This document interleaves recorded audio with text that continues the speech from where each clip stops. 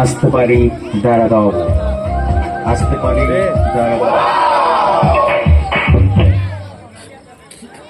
আসতে পারি দাঁড়াবো বাবু।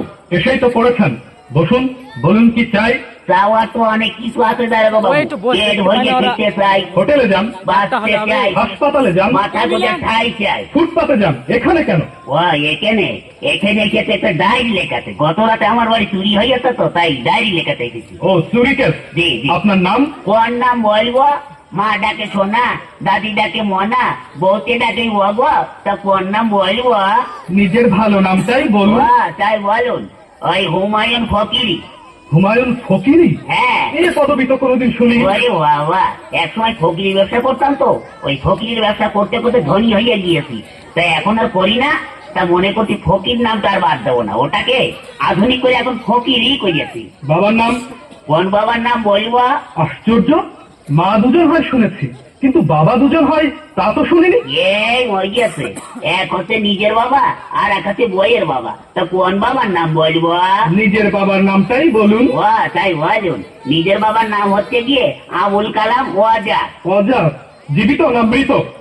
ধরুন জীবিত না মৃত না, তবে পলাতক। পলাতক কেন? বড় সার্থক নাম আমার বাবার। ওই ছোটবেলায় আমাদের রেখে তিনি পালিয়ে চলে যান, সেই থেকে আমরা পলাতক বলি। ও গ্রাম? গ্রাম ওই পাগলাকানা ইউনিয়ন। পাগলাকানা ইউনিয়ন? হ্যাঁ। সেটা আবার কোথায়? ওরে বাবা, পুলিশের চাকরি করেন আর পাগলাকানা ইউনিয়ন চেনেন না? সারা পৃথিবীতে ইউনিয়ন তো মাত্র দুটো, একটা সাগর পাড়ের ইউরোপিয়ান ইউনিয়ন আর একটা হচ্ছে পাগলাকানা ইউনিয়ন। আপনাদের ওখানে বাস চলে?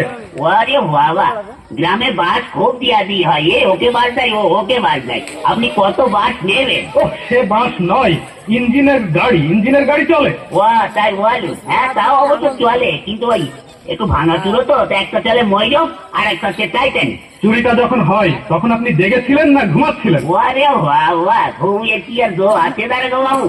বইয়ের নাক ডাকানি, ছেলে পেলে তো ঘ্যান ঘ্যানানি, মশার প্যান্ট প্যানে নিতে ঘুমাইকার বাবা সাজি। তখন আপনি জেগেছিলেন? তবে আর বলছি কি, প্রথমে না দাঁড়াগো বাবু দরজাটা খুব করে শব্দ হইলো, হওয়ার পরে দেখে তো লোক ঢুকলো, তখন না আমি একটু ভাবছি দেখি না কি করে। তখন আপনি ধরলেন না কেন? আর ধরবো কি, আমি তো ভাবছি দেখি না কি করে।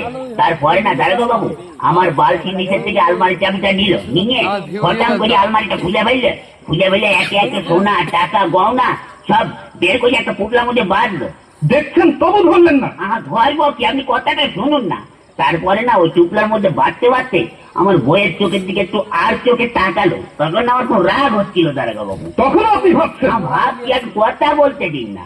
ওই হয়েছে কি, তখন ওই চোরটা দরজাটা খুলে রাস্তায় বলে দৌড়াতে আরম্ভ করলো, আর ধরতে পারলাম না। ও তখন আপনি ভাবছেন? ভাবো না, আমার ঘরে চুরি হচ্ছে, আমি ভাবো না, তা আপনি ভাবেন? ভাবুন ভাবুন, বেশি করে ভাবুন, বোকার মরণ কোথাকার।